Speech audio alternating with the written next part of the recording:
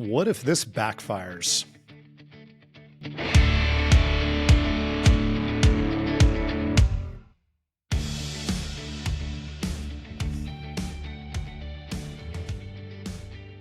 There you go. Nate throwing out a little teaser question. The first thing that comes to mind, I go back to high school and I had a friend that had a car that was just, I can't even remember what it was. It was a pile of junk. That's what it was. And it would backfire all the time. Kids used to have great cars. But I don't hear too many backfires in the parking lot. Hey, before we get into backfiring, whatever it is, nice teaser. We want to throw out a congratulatory shout out and cheer for our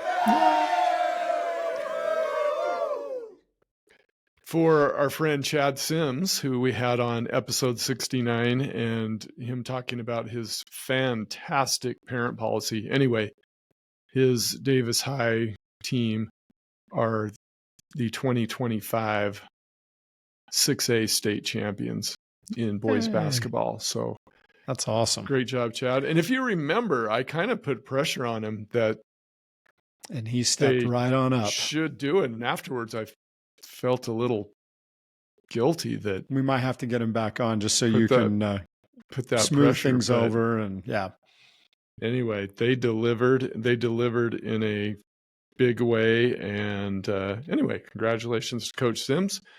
And we think that every coach, parent, and even player, high school player, could benefit from listening to episode 69 with Coach Chad Sims. As well as all the preceding and following episodes too. Oh, yeah. That's a good idea. Hey, please subscribe to our YouTube channel, the Stop Parenting and Start Coaching podcast. That is our channel name. Please subscribe. Okay, what is it that could backfire? What was the question? What if this backfires? Ooh, okay. And the backfiring we're talking about, this is something that parents do a lot because they're trying their hardest to be helpful, and it's encouragement. They add encouragement on, and it's a risky little game that we play, and it's actually easier to have it backfire than we think that it is. We're definitely going to have to go deeper, because when you hint that encouragement could backfire or be undesirable, I want to fight you. Well, that's okay. Are you ready for a fight? Let's fight. Yes, please. Fighting topic number 1, it creates pressure. There's the encouragement that we use often inadvertently creates a sense of pressure where they're like, okay, that's what my parents think. They think we're wonderful. They think we're great. They think we're special and unique and all that. And it creates some pressure to perform at that level. And so that's one of the ways that this could possibly backfire, is that there's the potential for creating some pressure there. Thoughts? No fights?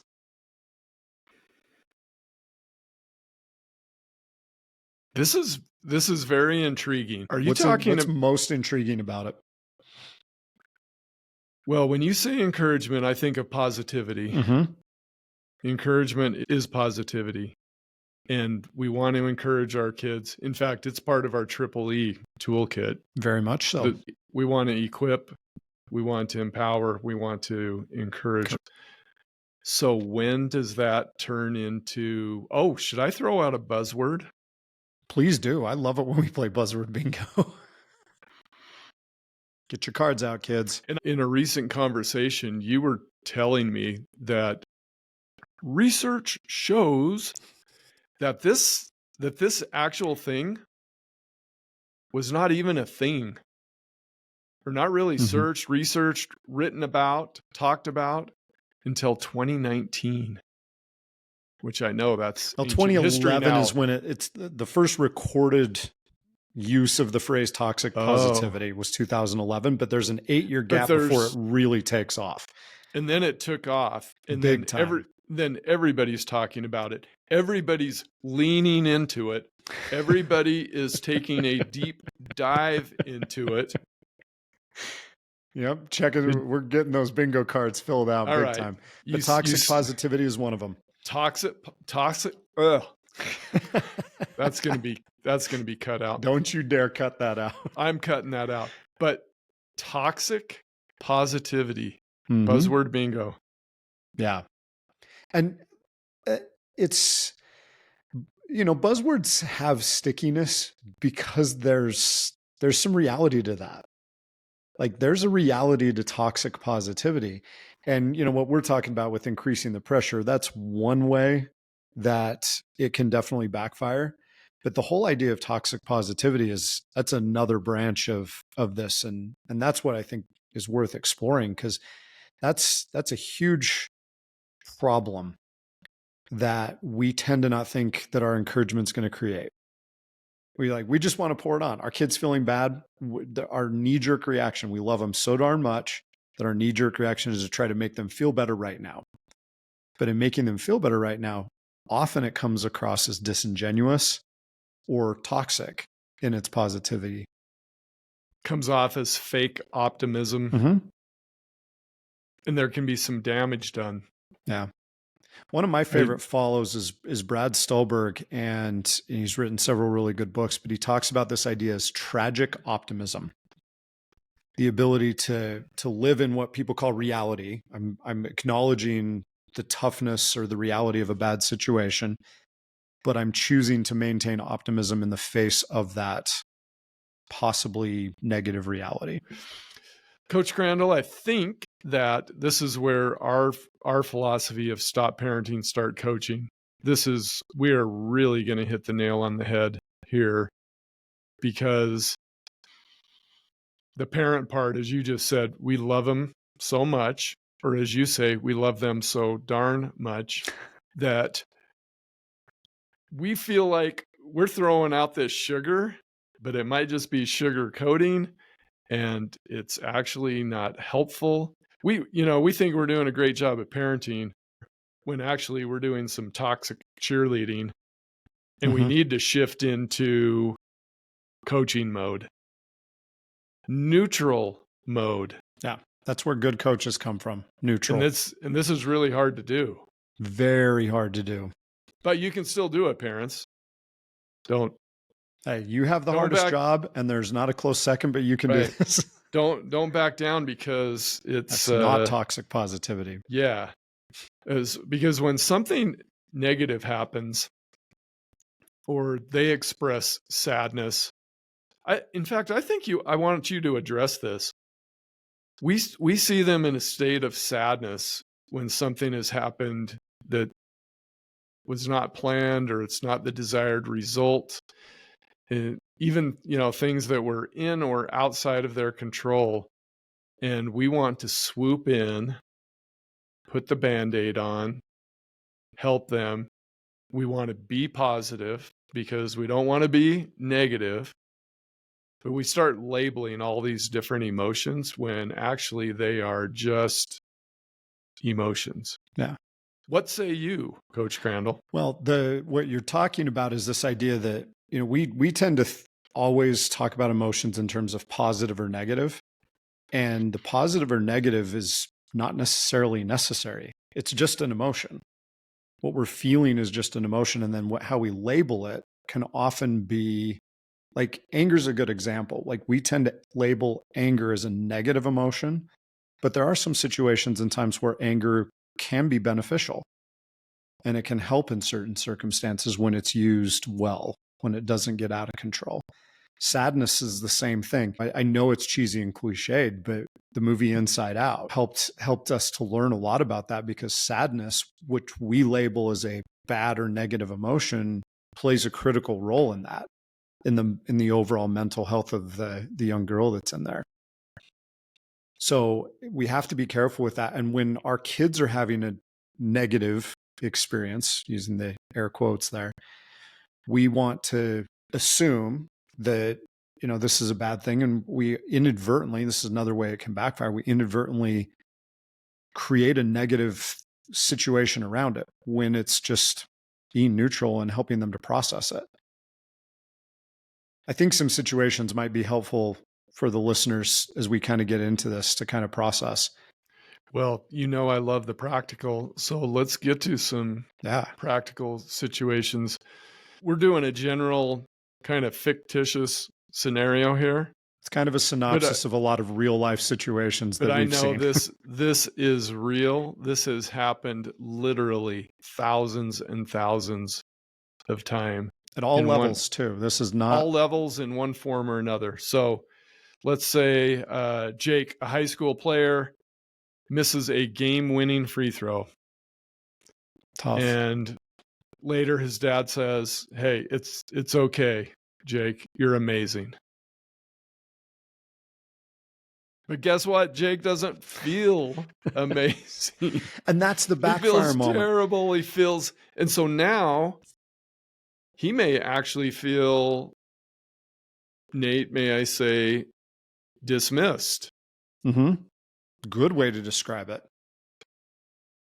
The real risk, and this might hit a few people pretty hard, so I hope this doesn't hit hard in a bad way. But what we do when we do that, like Jake's dad is actually risking credibility here. And that's a dangerous card to play with as a parent. You don't want to compromise that credibility, but Jake went through a really challenging situation. And he's not stupid. Yeah. He knows that. And everybody I don't feel okay. I don't feel okay. And I'm playing a competitive game. Mm-hmm. And we needed that free throw. And we needed the free throw. So in the context of the game, that was not a good thing that happened. Yeah. And so a better approach here, and I think we have to check our emotions at the door. You talk about that idea of getting to neutral, and this is where you got to take the parent hat off because you love them so darn much that you want to get in and fix it. We know how amazing Jake is. Jake's a wonderful kid. We see all the good he does on the court as well as off the court. But in that moment, he's had a really tough experience on the court. And I have to take my emotions out of it. And instead of trying to make him feel better, you talked about putting a Band-Aid on it. I actually think putting a Band-Aid on it isn't necessarily a bad thing. I think when we try to wave the magic wand and make it all better right now is when it really becomes a problem. And so I love that. You took my Band-Aid and you raised it a magic wand. Well, here's why the Band-Aid approach would sound like, at least in this situation. How are you feeling about that, Jake? And then let him talk. Let him work it out. Let him share what he's thinking, what he's feeling, the thoughts that are, because I might sit there and think, oh man, he's just really sad because he missed the free throw. He might not be sad about missing the free throw. He might be more sad about feeling that he let his teammates down, which is a very different thing. And by trying to make him feel better about missing the free throw, I might miss the real issue here, which is he feels like he let his whole team down. And so if he shares that, it's like, man, I feel like I let my whole team down. Well, what makes you say that you feel that way? And, he's going to get right into, well, I missed the big free throw. We should have won that game. Yeah, if you would have made that free throw, it would have won the game for your team. How did your teammates respond in the locker room after the game, Jake? And let him share, what, and he's like, man, they were so nice and they told me it was going to be okay. And well, it sounds like they still really believe in you and support you. And just continue, to validate what he's feeling, validate what he's bringing up, not label it for him, not say, oh, that's good, that's bad, but let him explore that. Love it. Let's hit another scenario. Let's head to the dance room and or the stage. Lots of pressure there. Hey, so Emma has a ballet recital. And she's worked very hard for this, a lot of time, a lot of effort. And she fails. Mm-hmm. She makes some serious mistakes, trips and falls a couple of times. And her mother says, oh, Emma, you're perfect. You're just Trying to be nice. Yeah, you were just perfect. And so now Emma, instead of feeling encouraged, she's wondering if her mom was actually at the recital. Yeah. Did you watch that? Did she even notice? Yep. Does she even care how she feels? She's just trying to. And in our best effort to make him feel better, we miss the boat. We compromise our credibility. And it's a really similar thing there, but that approach is always going to help out. Go to coach mode, get to neutral yourself. You hate seeing them upset and sad, but you have to get to that place where you can now ask them about their experience and help them to process, help them to make some connections through great questions and great listening. Yeah, I think one of the problems here is you're dealing with a fresh wound. Oh, yeah. Good and so insight. these emotions are heightened at the time. Mm-hmm. So I really like what you said there is you need to go into a coaching mode where you're going to help them process. And we have some tips near the end in our creation corner on how you can make this happen. But we definitely need to be listeners more than advisors in this case. And I think listening, it's just it's a better form of advising, maybe a silent form of advising, rather than boy, I've got my full paragraph of things to say. And silence in and of itself might actually be a good solution here. It could be, do you want to talk about this right now? Okay. And if they don't, okay. They don't. Respect that. Yeah. Last story. We've got a quarterback. And what's a good name for a quarterback? Sunshine? Nice. Remember the Titans reference. Remember Billy? the Titans. I always go to Billy. Is he Billy? Sure. Is it Billy? Billy the kid. Billy the quarterback. So Billy the kid, a lot of pressure. Obviously, quarterback is a pressure position. Very noticeable. In fact, if you're watching a football game, most of the eyeballs are on the quarterback. So Billy comes to his father and expresses the fact that he feels like he is failing. And his dad just replies with the classic, "No, you're doing great." And Nate, you know how I feel about the word great. I think it's way overused. It's a great word. It's great. Yeah, it's great. But you got to get your Ruva out with Jake. Yeah, so Billy he hears, "No, you're doing great." And he's actually looking for some more. It maybe was a disguised way of asking for some real feedback. Mm-hmm. And instead he feels like he's just getting some blind praise, a trite phrase. And didn't mean to do a rhyme there, but blind praise, trite phrase. Nice. So is there some danger here in just saying something like, "No, you're doing great"? Because I've done that a million times. I've said something like that. It feels dismissive. It could be, like you said, it could be a signal that he's looking for some more, a deeper conversation. I said, get the Ruva out. That's a great way of validating. You recognize, understand, value, and appreciate. Oh, when you said Ruva, I actually didn't know what you were talking about. Well, yeah, it's not Ruva. It sounds like one of those vacuum robots or the shark. This is your parent coach robot that you get out. You recognize, you understand, you value, and you appreciate. And recognition in that moment is just recognizing he's feeling something. What makes you feel like you're failing right now?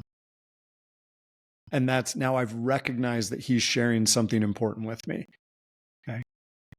And then he shares, well, you know what? I threw 3 interceptions in practice.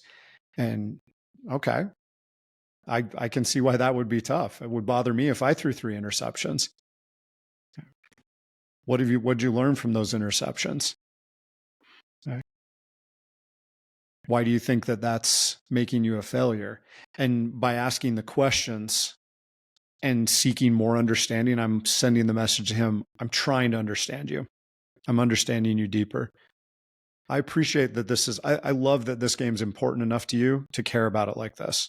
That's really, really cool, Billy, that you would put your heart and soul into your team like that. And I think if you keep doing that, you're going to find a way to overcome those mistakes. And so you can get to the encouragement, but it's the dismissive, you're not a failure, you're great. That's where it backfires. Boy, this whole exercise in coaching versus parenting here in this situation is, this is a tightrope walk. You have to find the sweet spot. Yep. I think you're describing the sweet spot. And, another nerdy thing, this might impress you that I remember this, but there is solid research to back up the fact that when people will accept and I'm going to do air quotes here, accept a negative emotion, that person is overall going to be happier and healthier and more content in their life.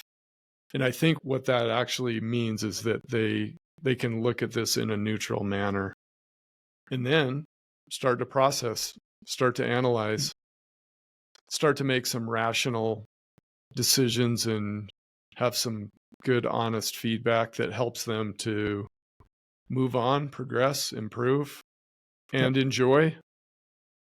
Because you don't want Billy, who just threw in 3 interceptions, to all of a sudden he hates football. Yep. Bring the joy out. Should we do a creation corner? Let's do a creation corner. Let's go there. Let's do a creation corner. Hey. Man, it did that right in my ear. I know, it's loud in the headphones. Yeah. Okay. This is a 2-parter. First one from myself, and then the second one from Coach Crandall. So the QOC tool, this is our free thinking tool that we want every parent to have. So useful. And it is the brainchild of one Mr. Nate Crandall and one Mr. Steve Galley. Well, my contribution to it is very minimal, but I have used this so many times now, and it is just gold. It just works every time, but not easy to implement. You have to prepare for the QOC, which is the question-only conversation.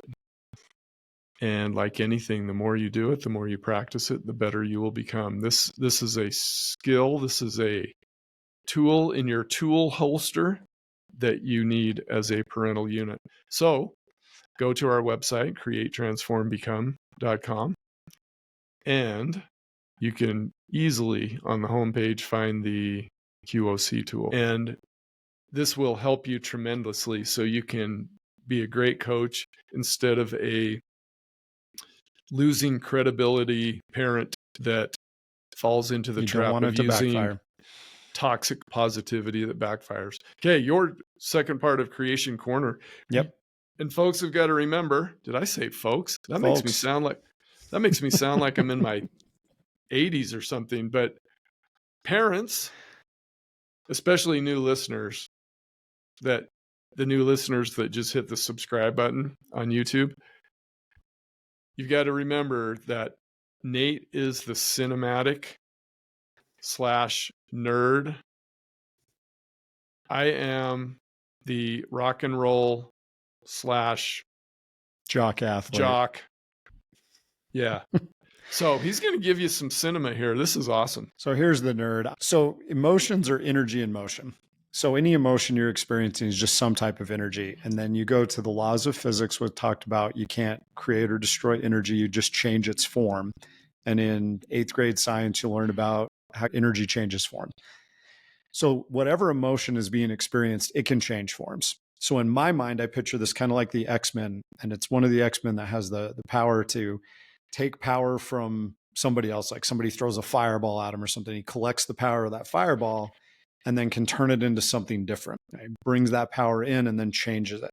As a parent, in these situations where your kid's experiencing a really tough, challenging emotion, we don't want to deflect it. We don't want to kick it away. It's an opportunity for us as parents to learn to harness the power of the emotion, whatever they're experiencing. And we can help coach them through the process of changing that into a beneficial energy source for them going forward. And that might mean they use that experience to make an important decision or make some important changes or learn some important lessons that bring them even closer to their friends or their teammates or to us as parents. We can use that energy to our advantage through that coaching approach, getting to neutral and working with them on it. That's your nerdy creation corner. That is incredible. Nate Crandall, you just described transformation. You know that transform is one of my favorite words. And I would tell the parents the best time to transform is always now. On behalf of Steve Galley, I'm Nate Crandall, and we thank you, our loyal listeners, for tuning into this episode.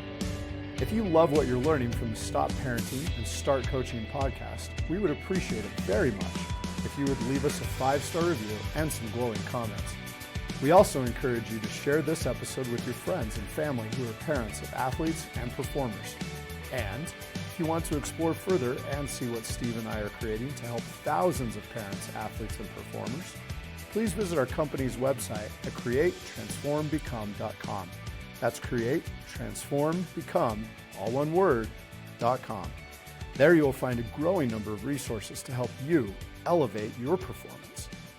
Thank you again for your support, and we encourage you to create a magical relationship with your athlete and performer.